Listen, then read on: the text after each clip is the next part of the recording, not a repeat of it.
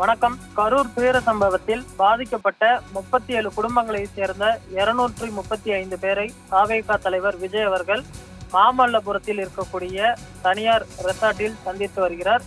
இதில் 235 பேர் பார்த்தோம்னால் சந்திப்பதற்கு இங்கே அழைத்து வரப்பட்டு இருக்கிறார்கள். இதில் உயிரிழந்தவர்களின் ஒவ்வொரு குடும்பத்தினரும் தனித்தனியாக அழைக்கப்பட்டு அவர்களுடன் உரையாற்றி வருகிறார். அவர்களுடைய கல்வி, அதே போன்று ஏதேனும் மெடிக்கல் உதவி ஏதேனும் தேவைப்பட்டால் தெரிவிக்க வேண்டும் என்றும், கட்சி சார்பில் உங்களுக்கு அனைத்து வித உதவிகளும் எப்பொழுதும் செய்யப்படும் என்றும் தெரிவித்திருக்கிறார்.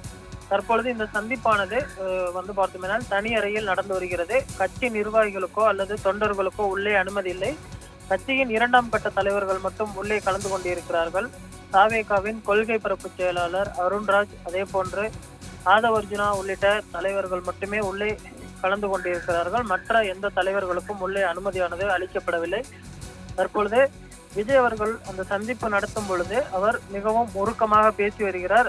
அதே போன்று ஒரு சில குடும்பத்தினரும் கண்ணீர் மல்க பேசி வருவது குறிப்பிடத்தக்கது. அவர்கள் ஒரு சில கோரிக்கை மனுவும் அளித்திருக்கிறார்கள்.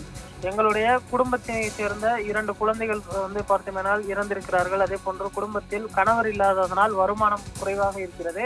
அவர்களுக்கு கட்சி சார்பில் உதவிகள் செய்ய வேண்டும் என்றும் தெரிவிக்கப்பட்டிருக்கிறது. உங்களுக்கு இறுதி காலம் வரை அந்த உதவியானது செய்யப்படும் என்றும் தற்பொழுது விஜய் அவர்கள் தெரிவித்திருப்பதாக தகவல் வெளியாகி இருக்கிறது. அதே போன்று ஒவ்வொரு குடும்பத்தினரும் அழைக்கப்பட்டு 10 முதல் 15 நிமிடங்கள் வரை அவருடன் இந்த சந்திப்பானது நடத்தப்பட்டு வருகிறது.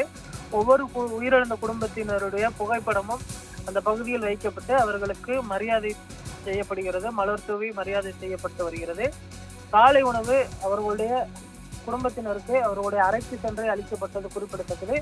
மதிய உணவும் ஏற்பாடு செய்யப்பட்டிருக்கிறது. மதிய உணவு உண்டதற்கு பின்பு அவர்கள் பேருந்தின் மூலம் கரூர் அழைத்து செல்லப்பட்டு அவர்களுடைய ஒவ்வொருடைய குடும்பத்தினருக்கும் விடக்கூடிய வகையில் இந்த ஏற்பாடு செய்யப்பட்டு இருக்கிறது.